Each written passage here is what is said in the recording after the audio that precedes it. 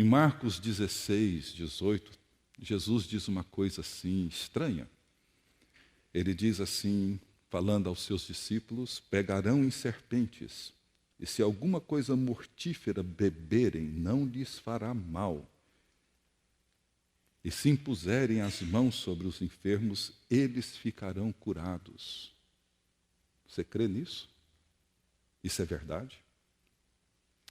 Dá para viver assim? Um copinho de veneno, assim, depois da refeição, só para testar? Né? Veja, há uma sutileza muito grande em todo esse cenário. Né?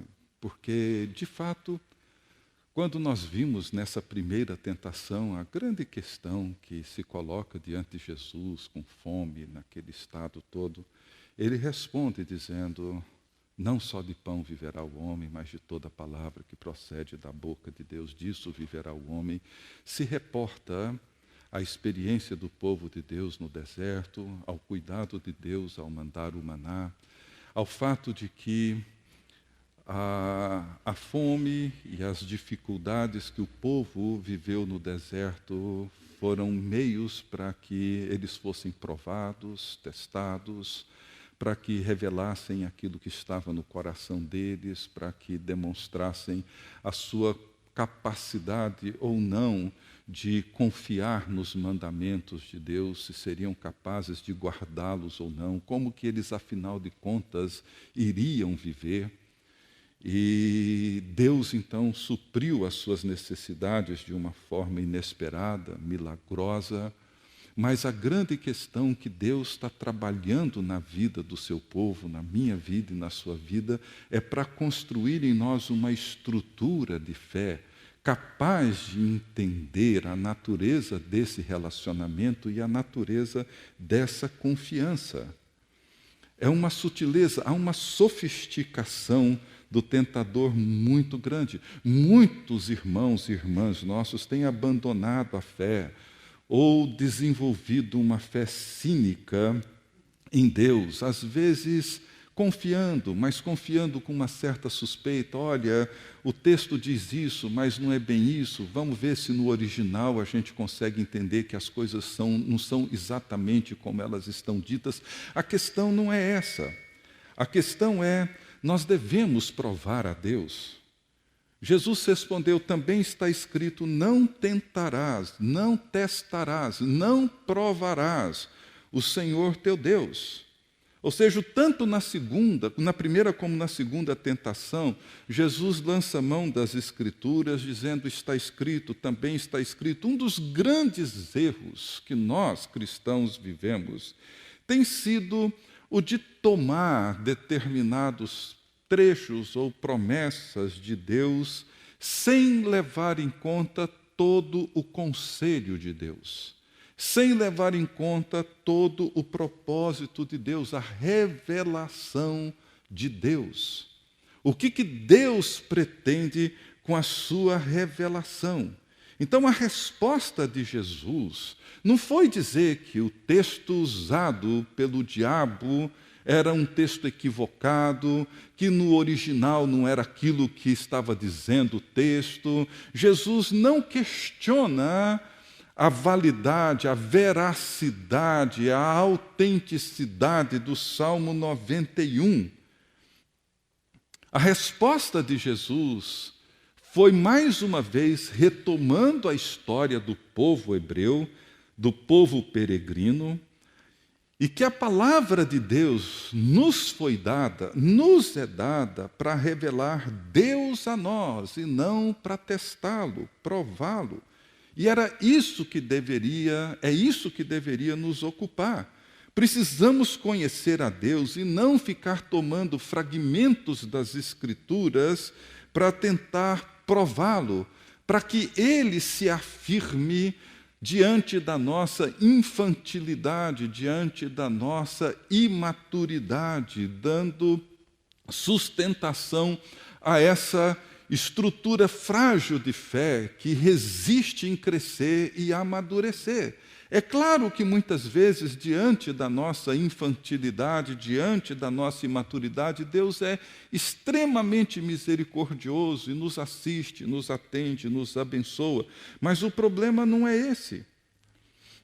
Da mesma forma como na primeira tentação o problema não era o pão, embora fosse necessário, embora Jesus tivesse fome, na segunda tentação o problema não é o Salmo 91, não é a promessa de Deus, não é o fato de que Deus afirmou no Salmo que iria cuidar de nós. Mais uma vez, ele usa o passado como uma forma de nos ajudar a entender. Veja o texto.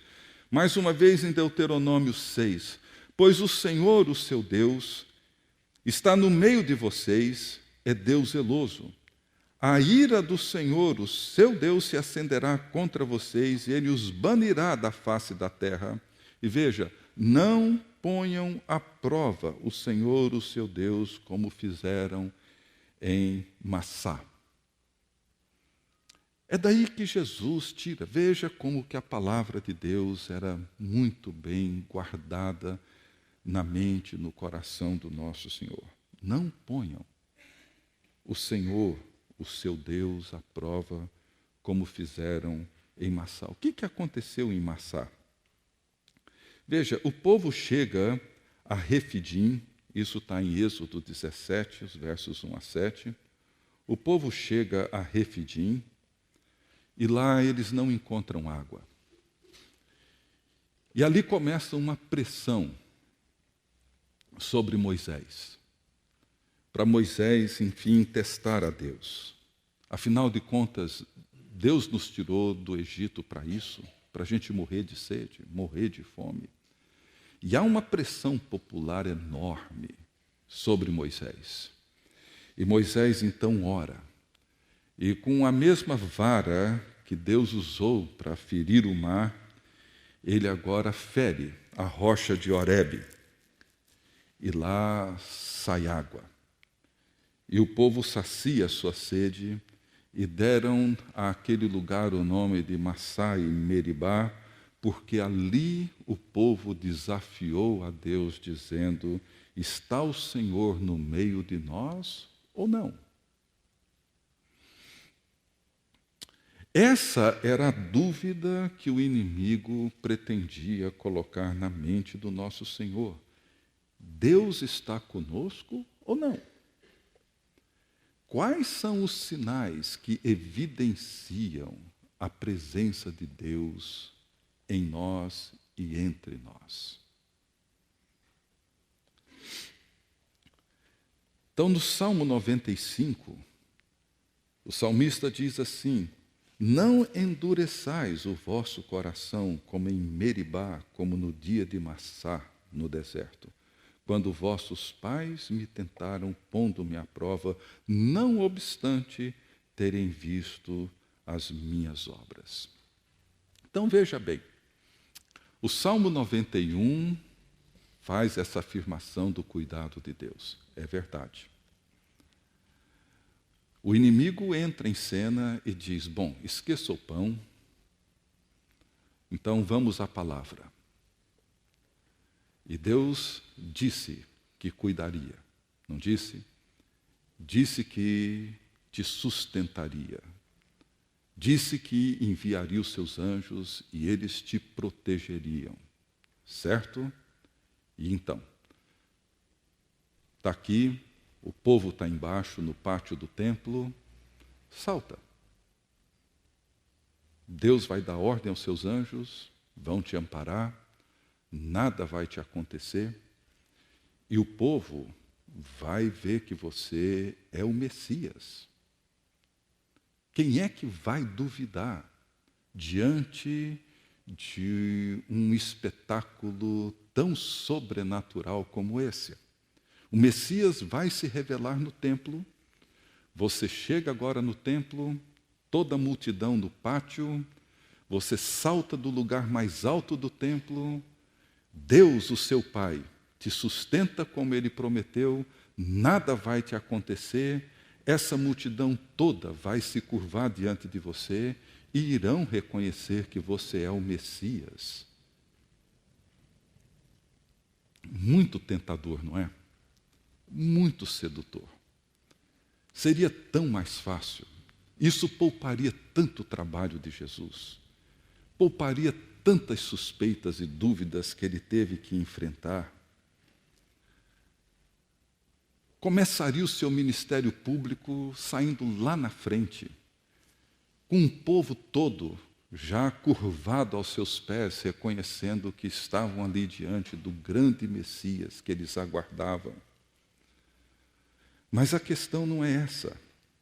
A questão que Jesus levanta é que Jesus não questiona a promessa.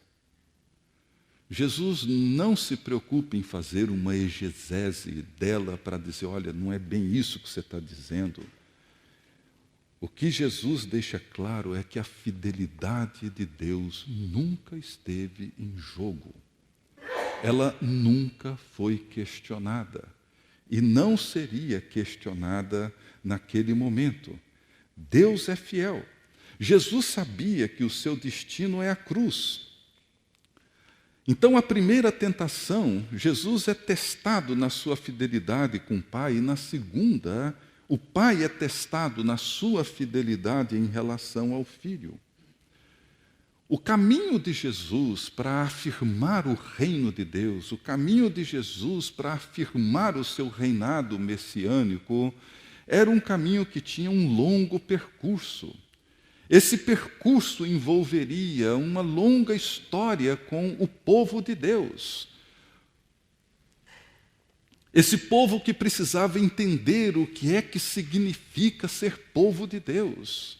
Jesus precisava deixar claro para esse povo que o jeito que ele iria enfrentar os inimigos opressores não era expulsando-os. E Jesus chega para os seus discípulos e para o povo de Israel e diz, olha, vocês querem, enfim, enfrentar os inimigos de vocês, vamos lidar com eles? Vamos. E nós vamos fazer o seguinte, ao invés de expulsá-los, nós vamos amá-los. Esse é o jeito que o reinado messiânico, que o reino de Deus propõe para lidar com os inimigos. Não é chutando-os para fora de Israel, expulsando-os da nossa presença. Nós vamos amá-los, nós vamos abençoá-los, nós vamos orar por eles, nós vamos perdoá-los. É desse jeito que o reino de Deus vai se manifestar. Ele teria um caminho para ser percorrido. Esse caminho é um caminho longo, é um caminho difícil, é um caminho árduo. Jesus recusa esse atalho que o inimigo oferece, embora usando de argumentos e de textos bíblicos que poderiam apontar uma certa facilidade. Jesus sabe que o seu destino é a cruz. A oração de Jesus no Getsêmani é um eco a essa tentação, quando ele ora dizendo, Pai, se possível, afasta de mim esse cálice, contudo, não seja o que eu quero, mas aquilo que tu queres. Ou seja, Deus poderia livrar Jesus do cálice amargo do Calvário? Claro que sim. Claro que sim.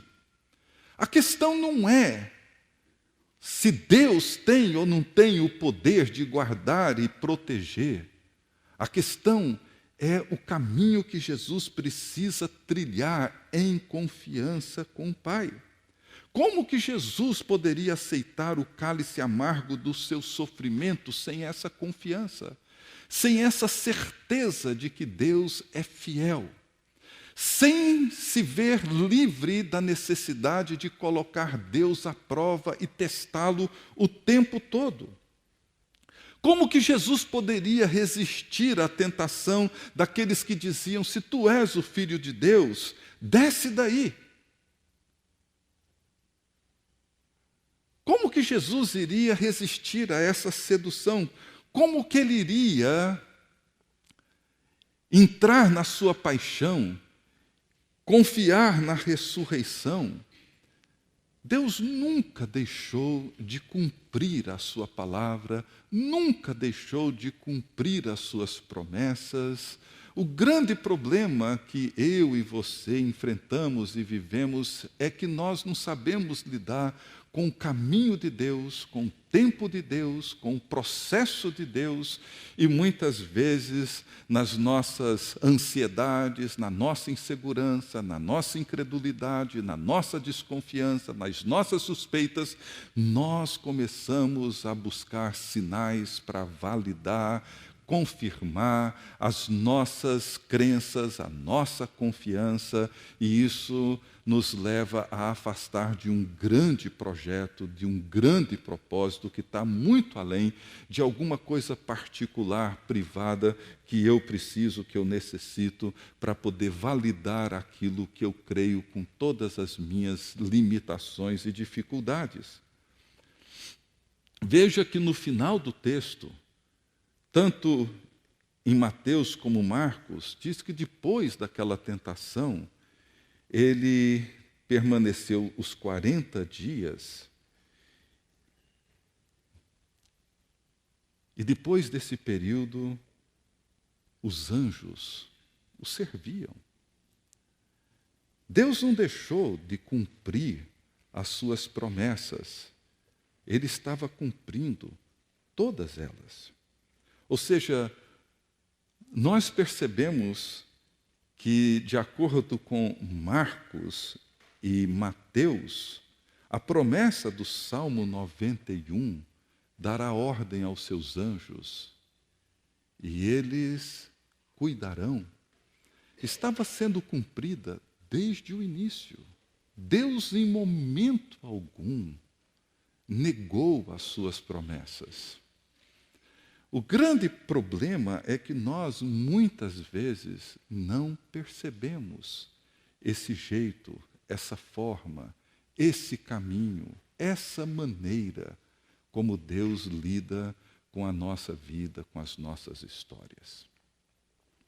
Veja bem, o que nós temos aqui diante de nós é um quadro que precisa ser pintado, para ficar bem claro diante de nós. E algumas coisas para mim são importantes entender. Primeiro, e eu volto a repetir isso e vou repetir até o final.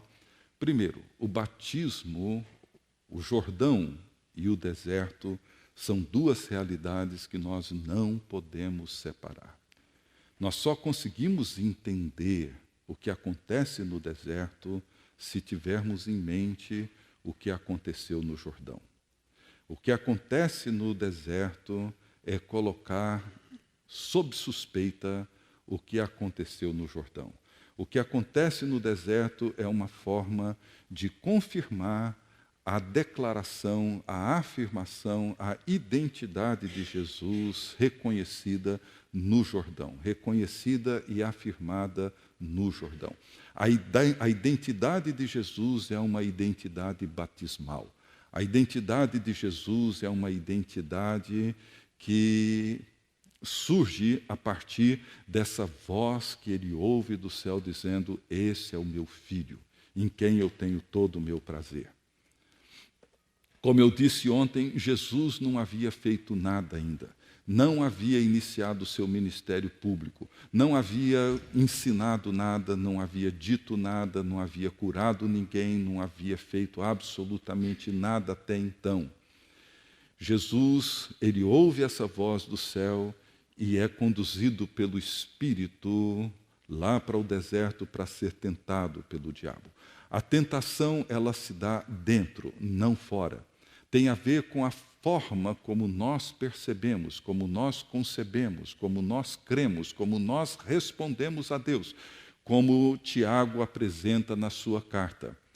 As provações são essas realidades presentes na nossa vida, todos os dias, todas as horas, a maneira como nós respondemos ao trânsito caótico das nossas grandes cidades, a forma como nós respondemos às realidades do nosso casamento, com o nosso cônjuge, com os nossos filhos, a maneira como nós reagimos e respondemos a todas as demandas e propostas e seduções que a sociedade, que a cultura, que a mídia, que que a propaganda impõe sobre nós, envolvendo a economia, a política, a sexualidade, os relacionamentos, os afetos, etc., etc., como que nós respondemos a tudo isso?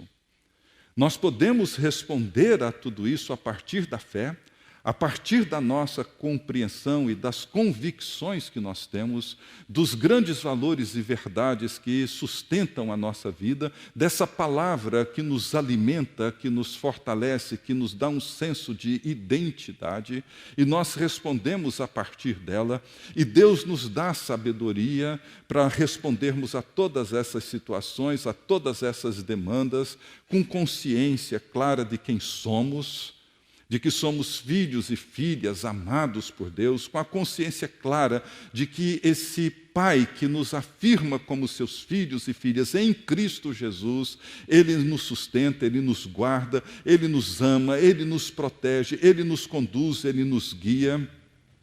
Portanto, diante das dificuldades, diante das lutas, diante da escassez, diante do desemprego, diante da crise, diante do drama, diante do grande problema, nós precisamos aprender a responder a ele pela fé.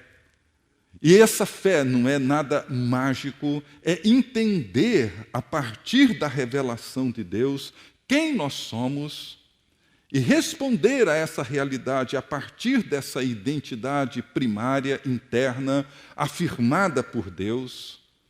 Reconhecer que a vida é muito mais do que essas demandas urgentes e importantes que surgem diante de nós todos os dias. Existe algo que é muito maior e algo que transcende a essas demandas todas. Nós precisamos responder a elas. Não responder a elas com o imediatismo que nós estamos acostumados a responder, não com a perspectiva narcisista que nos leva a responder isso pensando em nós e no nosso bem-estar, mas nós respondemos a isso a partir das grandes afirmações bíblicas da revelação de Deus sobre o seu cuidado, sobre o seu amor, sobre a confiança que nós podemos ter nele. A grande questão, o grande fato, a grande verdade que está sendo construída na nossa vida e na nossa experiência espiritual é a confiança que nós precisamos depositar no nosso Senhor e no nosso Criador. Crer na bondade de Deus é a grande luta da experiência espiritual. Crer que Deus é bom, crer que Deus nos ama e crer que Deus nos guarda e nos protege, mesmo quando estamos com fome, mesmo quando estamos sofrendo as grandes privações da vida, os grandes problemas, a morte, o abandono, a sensação de solidão. Quando Jesus ora no Calvário dizendo: Deus meu, por que me desamparaste? Essa oração não é uma negação de Deus. Jesus reconhece que mesmo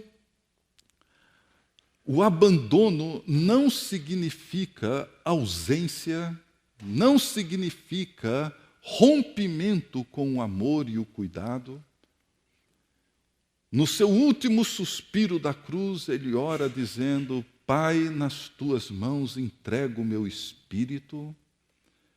Naquele último momento derradeiro da sua existência humana, ele ora uma oração de entrega, de confiança, deposita toda a sua vida nas mãos daquele que sempre sustentou. Paulo entende isso. Escrevendo a Timóteo, Paulo diz: mas eu sei em quem eu tenho crido, e estou certo que Ele é poderoso para guardar o meu depósito, o meu tesouro até aquele dia. Paulo está dizendo: a minha identidade, a minha dignidade, todo o valor que eu tenho, não encontra-se nas minhas mãos. É Deus quem guarda, é Deus quem sustenta. Não sou eu que tenho que lutar para permanecer afirmando quem eu sou diante do mundo. Eu sei, eu creio, eu sei em quem eu tenho crido. E estou muito certo, muito seguro de que Ele é poderoso para me guardar.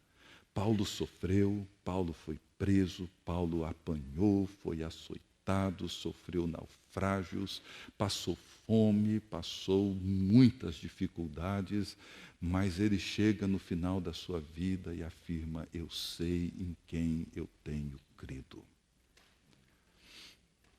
Essas provas, esses testes, permitem a nós orar como Jesus orou no Getsêmani. Não o que eu quero, mas o que tu queres. C.S. Lewis, ele dizia que o mundo está dividido em duas partes. Entre aqueles que um dia dirão, não o que eu quero, mas o que tu queres, e aqueles para quem Deus um dia dirá, não o que eu quero, mas o que você quer. E isso faz uma diferença completa entre os seres humanos. Somente alguém que passou por esses testes é capaz de, nesse momento crucial da vida, dizer não o que eu quero, mas o que tu queres. Somente aqueles que enfrentaram esses testes. Aqueles que entenderam que não é só de pão, mas da palavra.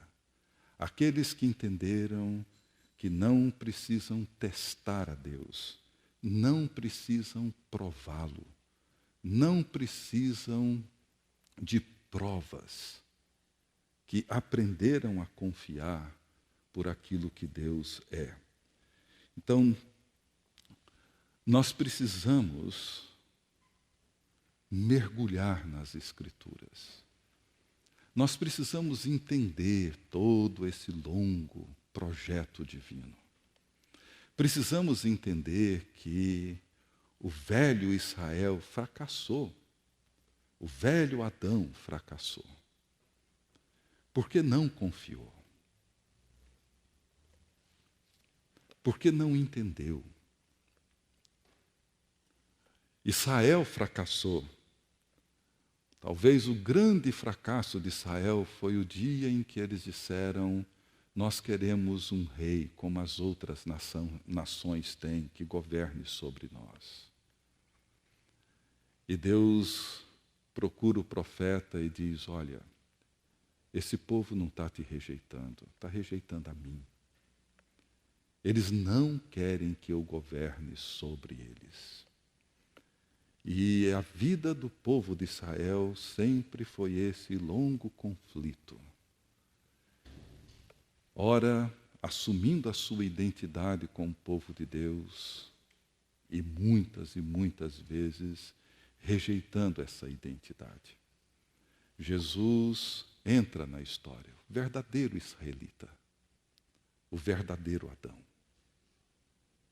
o verdadeiro homem, o verdadeiro representante da humanidade pretendida por Deus na sua criação. Jesus é o ser humano que Deus deseja que eu e você sejamos.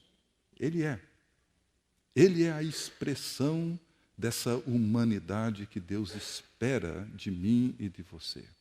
A tentação, o batismo e a tentação é a afirmação de quem Jesus é e o teste dessa afirmação, dessa identidade.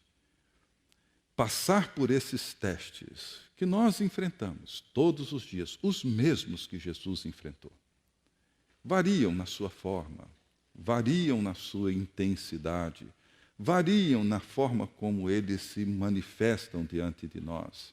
Mas enfrentar esses testes, responder a eles pela fé, como quem sabe no que crê, como quem não precisa de sinais para provar a sua identidade, nem para afirmar a fidelidade de Deus. Eu não preciso, ou pelo menos não deveria precisar, das provas que validem a fidelidade de Deus para com seu povo, para com a sua igreja. da qual eu faço parte. Não precisamos de sinais que validem a nossa confiança nele. O que nós precisamos é apenas ter consciência daquilo que aconteceu no batismo. Recebemos ali uma nova impressão digital, uma nova identidade. Todos os testes, todas as provas são para nos ajudar a crescer nessa identidade que nós temos em Cristo.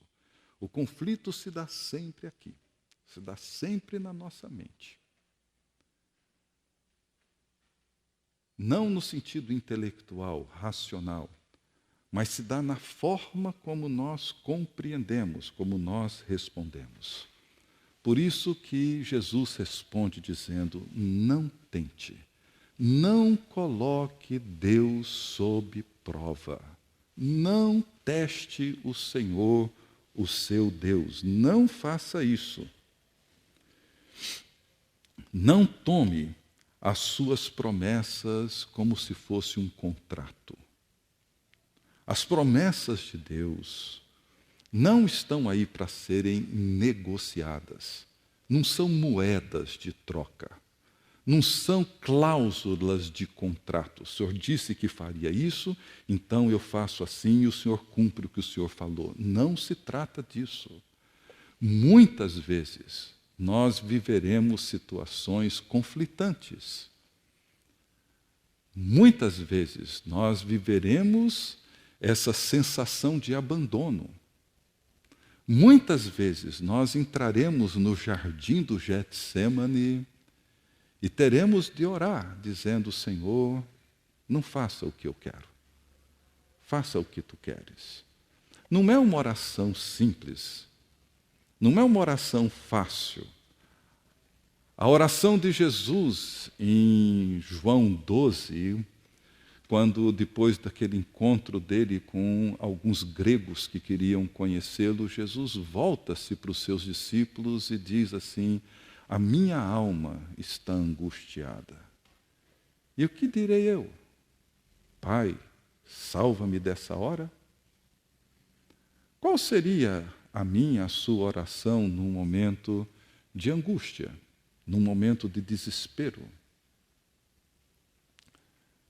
Certamente, imagino, eu, e acredito que vocês, se não todos, pelo menos a maioria, oraria dizendo: Senhor, salva-me dessa hora. Livra-me dessa situação. Mas Jesus, mantendo a oração que ele nos ensinou como sendo a estrutura básica da experiência da oração, ele ora dizendo: Pai, glorifica o teu nome. Essa foi a oração de Jesus, simples assim. Pai nosso que estás nos céus, santificado seja o teu nome. Pai, glorifica o teu nome. E aí Jesus ouve uma voz do céu dizendo: eu já glorifiquei e ainda o glorificarei. Podemos orar para Deus nos salvar de uma determinada situação? Claro que podemos. Devemos. Mas não coloque o Senhor à prova.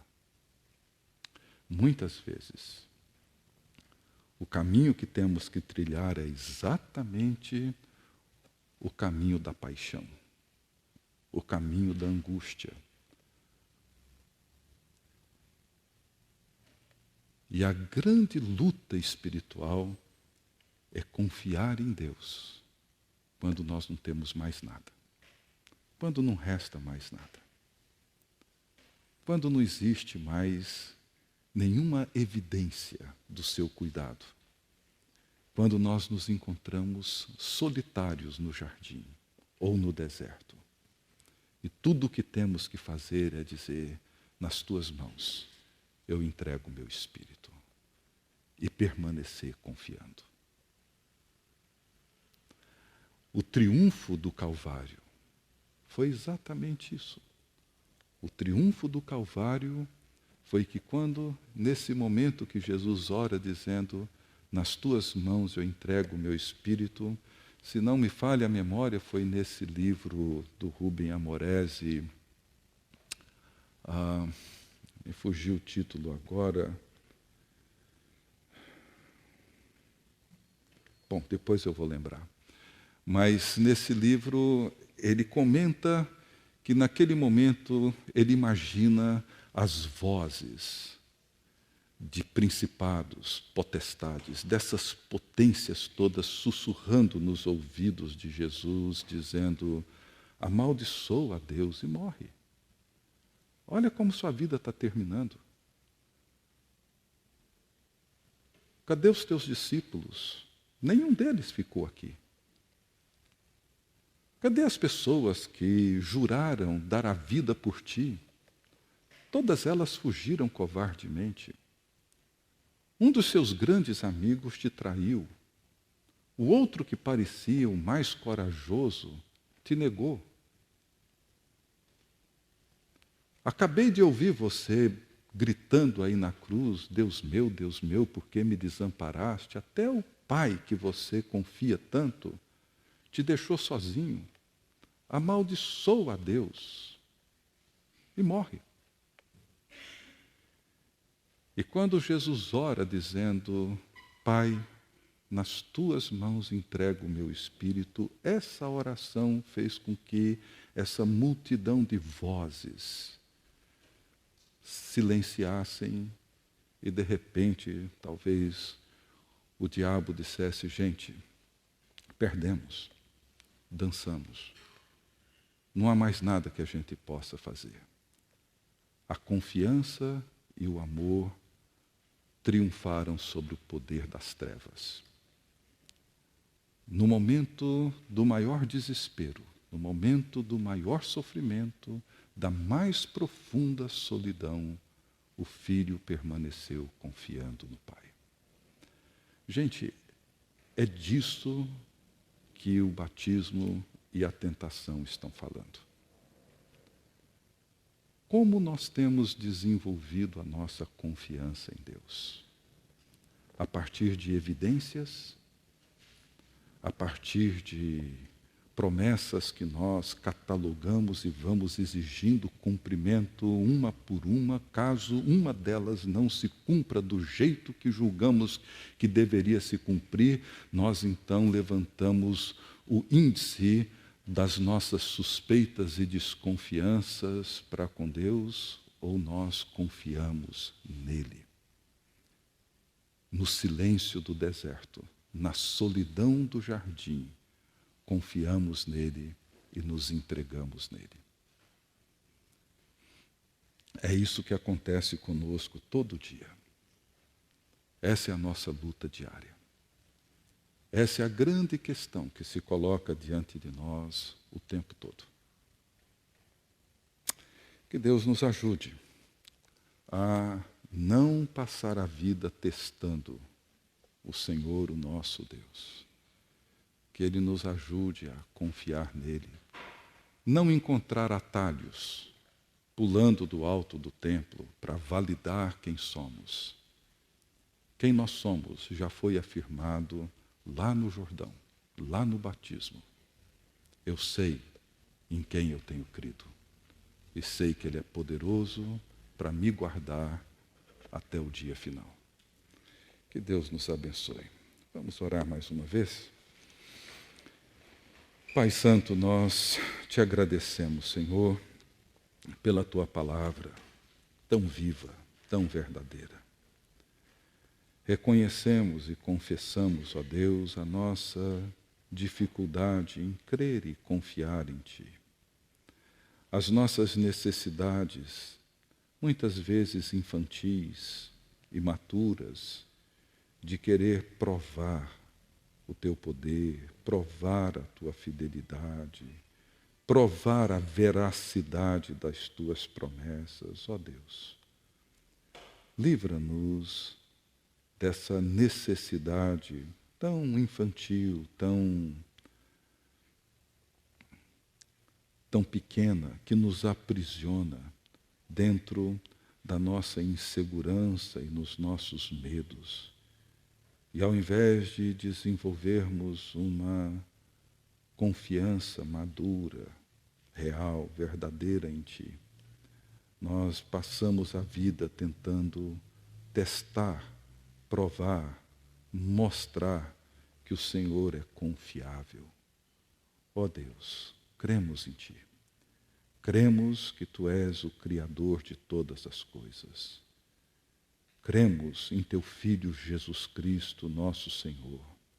Cremos no Teu Espírito Santo que habita em nós. Cremos na cruz e na ressurreição. Cremos na Tua palavra santa e verdadeira. Cremos no Teu reino já presente e que um dia, quando o Senhor voltar, será consumado em toda a sua plenitude. Cremos na nova humanidade inaugurada em Jesus Cristo. Cremos que somos seus discípulos amados. Cremos que somos teu povo e a tua igreja, noiva do Senhor, ovelhas do teu pasto, membros da tua família e do teu corpo. Vem, ó Deus, e ajuda-nos a viver a partir dessa grande e gloriosa realidade, para a glória do teu nome. É o que nós te pedimos no nome de Jesus. Amém.